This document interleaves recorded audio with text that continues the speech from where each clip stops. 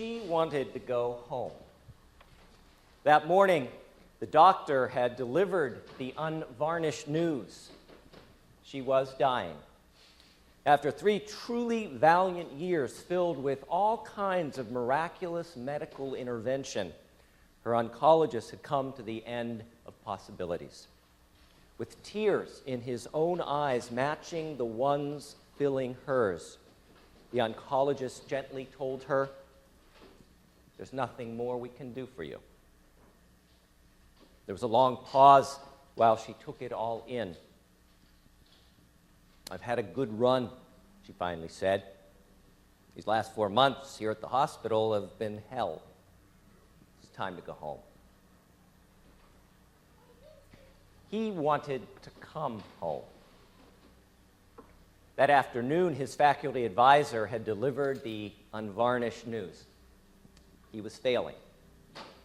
After 3 truly valiant months of trying to make his freshman brain adjust to the overwhelming workload of his first semester away from college, he had come to the end of possibilities. "There's nothing more we can do for you," his faculty advisor said gently. "You have to decide if you want to come back next semester and try again. But perhaps another school, a less pressured pace, would be better for you." There was a long pause while he took it all in. Then the young man made the call on his iPhone. When his mom answered, he told her, "It's time to come home." Home, a short word that holds immeasurable meaning. When have you needed home? When have you needed to go home? When have you needed to come home?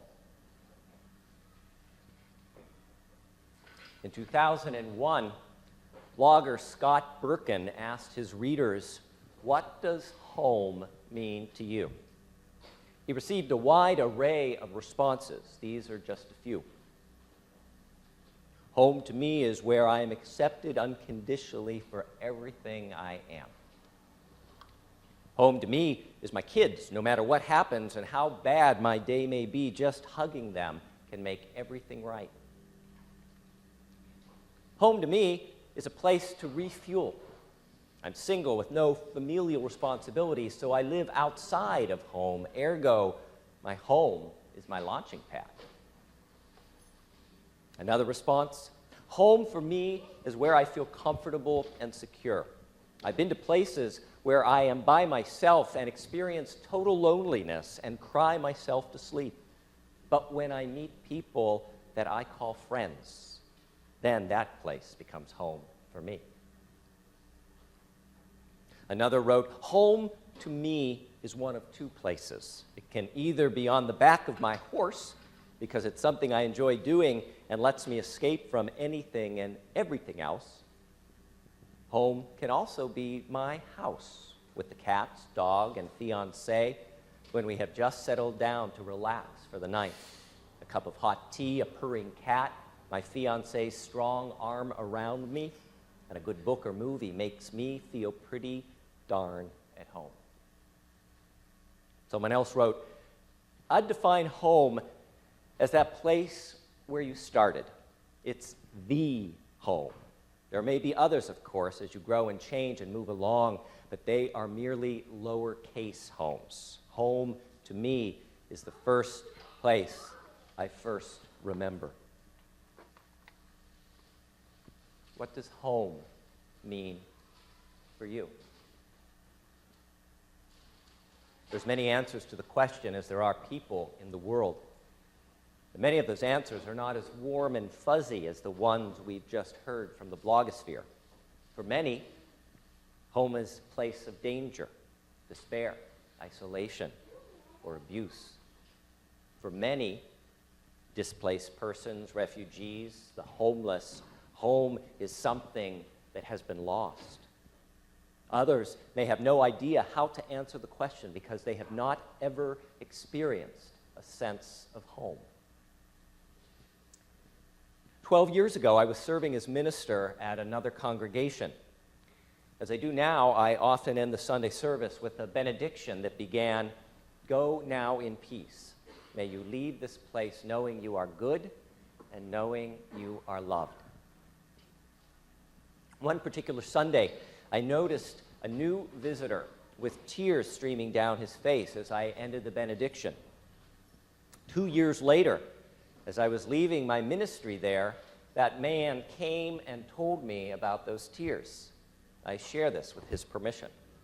He said, "The day before I first came here, I had just been released from the psychiatric ward after trying to take my own life. I felt empty and worthless. I came to church that morning because I didn't know what else to do, where else to go. At the end of the service, you asked us to join hands for the benediction, and 2 strangers reached out their hands and took hold of mine. It had been so long since someone held my hand. And then you spoke those words, 'May you leave this place knowing you are good and knowing you are loved.' That was the first time anyone ever told me I was good. I didn't feel good. I didn't believe that I was good. But you told me, no, this place told me that I was good and that I was loved. In that moment, I knew I had found home." A church, this church, can be a home, a spiritual home. A faith, this Unitarian Universalist faith, can be a home, a religious home. Unitarian Universalist minister Kathleen McTeague writes, "Here in the refuge of this Sabbath home, we turn our busy minds towards silence and our full hearts towards one another. We move together through the mysteries, the bright surprise of birth and the shadowed questions of death. In our slow walk between the two, we will be wounded and we will be showered with grace, amazing, unending. And though we each walk within a vast loneliness, the promise we offer here is that we do not walk alone. In this place of silence and celebration, solemnity and music, we make a sanctuary and name our home. Into this home, we bring our hunger for awakening. We bring compassionate hearts and a will towards justice. Into this house, we bring the courage to walk on after hard losses. Into this home, we bring our joy and our gratitude for ordinary blessings. By our gathering, we bless this place. In its shelter, we know ourselves to be blessed." Going home, coming home, finding home, choosing home, creating home, and ultimately, changing home. Changing home has been on my mind a great deal lately, as I've just moved from my home of 7 years. Changing home can be hard and painful. I had to say goodbye to gardens that I planted and nurtured and grew to love. I'm not missing the weeds, though. I had to leave memorial trees planted for my mom and dad. I had to leave my neighbor Al, who was quick to lend a hand or lend a tool whenever it was needed. I had to leave the unfulfilled hopes and dreams that once filled that home's bright, sunlit rooms. I had to leave a huge fenced-in backyard in which my dog could run and chase squirrels, and where on deep winter nights I could sit outside and watch the icy moon move through the sky. How do you find home when your home has changed?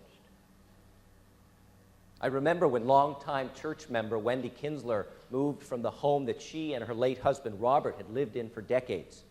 Wendy downsized, no easy task, said goodbye to so much, and moved to her new one-bedroom condominium in Reading Town Center.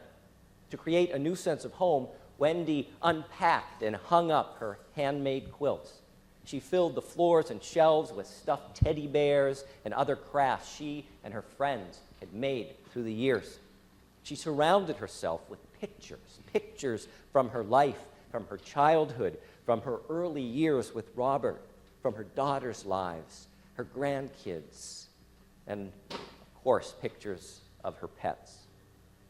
Wendy made a new home for herself by bringing her history with her. Yesterday, I visited long-term church member Dodie Marshall at Winchester Hospital, where she is about to celebrate her 88th birthday. I asked Dodie how she found home when she was away from home. Like Wendy, her answer also was about bringing her history with her, and she gave me permission to share with you what she told me. Dodie said that she finds and maintains a sense of home through her memories. In her mind's eye, she brings up a face from the past. She pictures that face in front of her, and then she remembers every memory she has of that person, every feeling she had, every experience she had, bringing those memories to their fullest. Amidst changing health and changing location, Dodie finds home through remembrance. Our Unitarian Universalist Association is wrestling with the question of how to create home when your home is changing. For many years, our denomination's headquarters has been at 25 Beacon Street, next to the State House on Beacon Hill. 25 Beacon Street is Unitarian Universalism's Vatican City, although obviously much, much smaller and not as much gold. It was built in 1927, and that building is suited for another time when the workplace was much different and the technology of today was not even imagined. The UUA, Unitarian Universalist Association staff at headquarters work hard serving the 1,000 Unitarian Universalist congregations spread throughout the country. They create and develop curriculum and programs. They provide resources and lay leadership training. They give Unitarian Universalism a voice on key social and political issues. They create new ways to share Unitarian Universalism with the world. Our headquarters is a great think tank that continually asks, how can we better fulfill our faith's moral obligation to reach out in love to the spiritually hungry and the religiously homeless? There are extraordinary plans to use modern technology and new communication methods to link congregations together and to provide unheard of levels of coordinated support in creating and maintaining growing, healthy congregations that are themselves reaching out in new ways to spread the good news of Unitarian Universalism and to help heal our world. But the old building can't facilitate the necessary dynamic interplay and collaboration of the staff, and the technological infrastructure is sorely lacking. By moving to a new home, one designed specifically for the future, our denomination could be poised to be more visible, active, and effective in the world.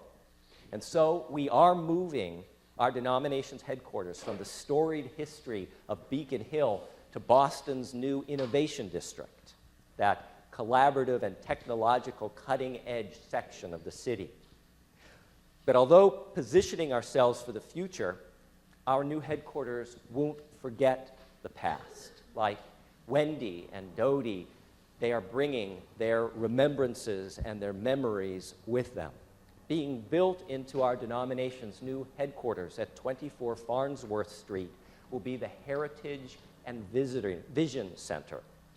The Heritage and Vision Center will be a state-of-the-art museum, an experiential celebration of Unitarian Universalism's history and its social impact through the ages. Imagine it, a place that is a dynamic and public repository for memories of our past, where anyone can come and learn about Unitarian Universalism, while also defining and celebrating our faith's vision and potential for the future. We will have a new home that is truly a place of memory and innovation. What is a home? How do we create it? How do we sustain it? How do we share it? How do we change it? How do we shape home for the future? These are important questions to hold in our heart.